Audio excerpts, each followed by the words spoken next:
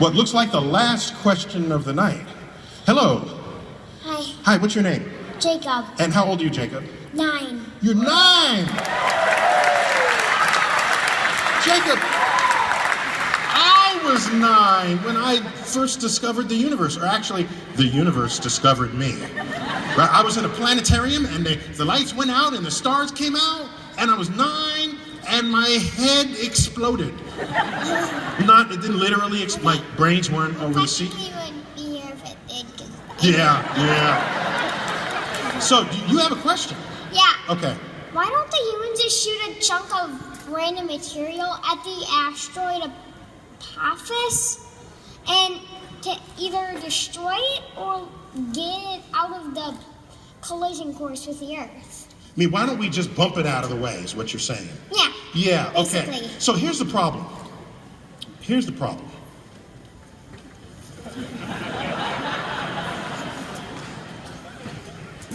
Here in America, he's a kid, he doesn't need to sit down, he's a kid.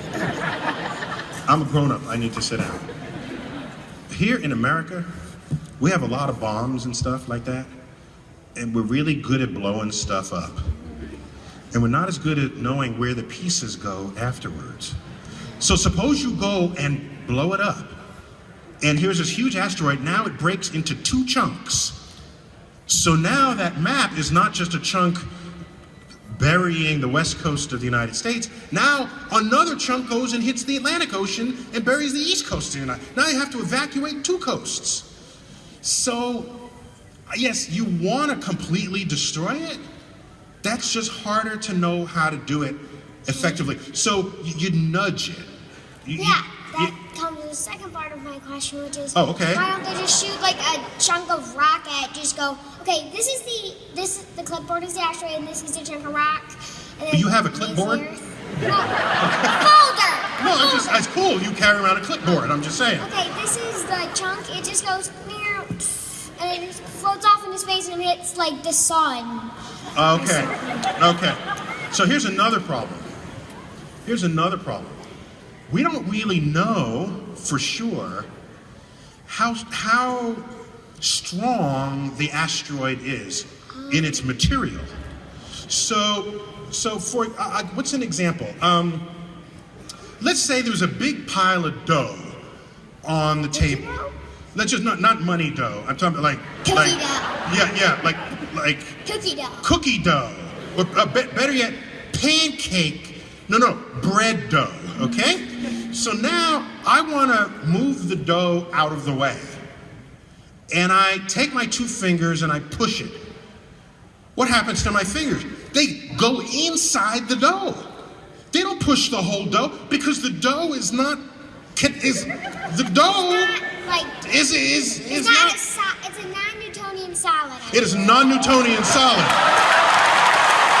Exactly.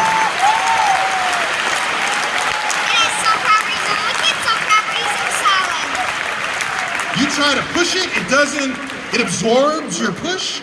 So, and we think some asteroids are not solid. Y'all can just go home now, I'm having a conversation with the kid. It's not, some asteroids we think are not actually solid, that they're piles of rubble. Well, no, we think they're piles of rubble.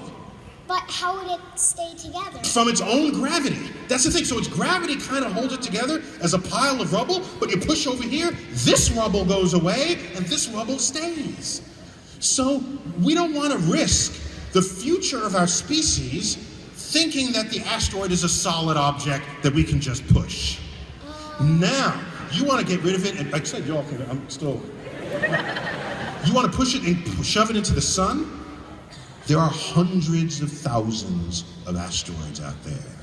That would be a huge job pushing them into the sun. So we think it's easier to just keep ducking.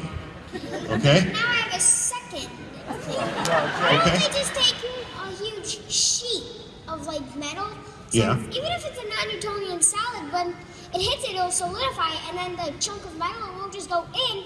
Since it's bigger than the asteroid itself, or might be, or at least as big as, it'll take the entire thing and just push it somewhere else. So what you want is like a big, a sweeping blanket. Yes, To exactly. Thank you. I'm glad I understand what you're saying. So you want to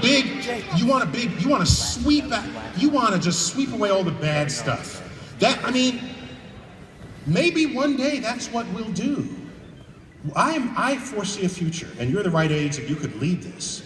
Do you want to be the first trillionaire? Figure out a way to mine asteroids. They have ingredients that are rare on Earth, but common on asteroids. Platinum, gold, iridium, all these elements that we need in our manufacturing world. You figure out how to mine them, then you know how to go in them, come out of them, move them, deflect them. Then the government, tell me your name again? Jacob. So then the government said, hey, Jacob, that asteroid you're working on is headed towards Earth. Could you deflect it 7 inches to the right?